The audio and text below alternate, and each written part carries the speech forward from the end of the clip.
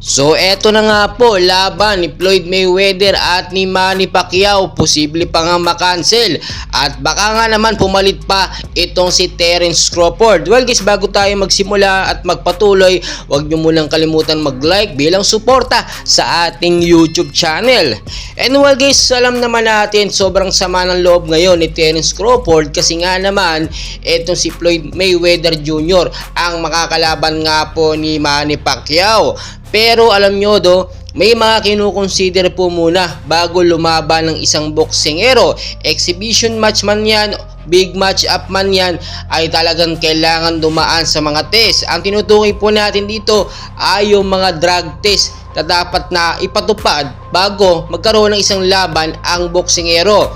Di hamak naman sa ating kaalaman na itong si Floyd Mayweather ay nasa sangkot sa ilang mga pinagbabawal na droga o drugs.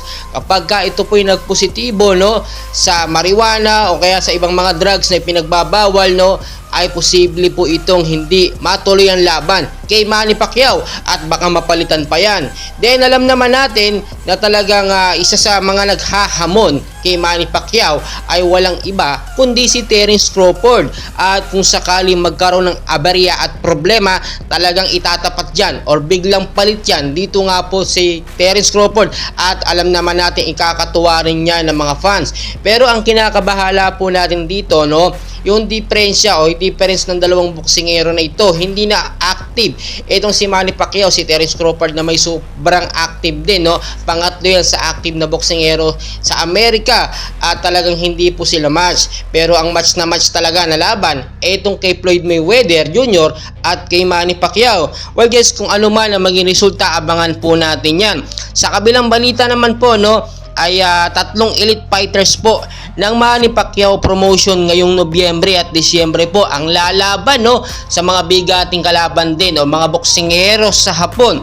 Unang laban nga po kay Jerwin Ancalas at Takuma Inoue. So matinding laban din po ito na dapat nating abangan.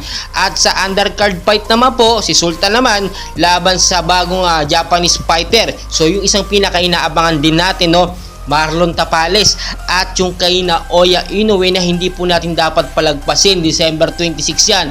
Ito naman kay Manny Pacquiao at Floyd Mayweather December 31. So napakarami nating dapat abangan at hindi palagpasin ng mga laban. Ipakita po natin ang suporta natin.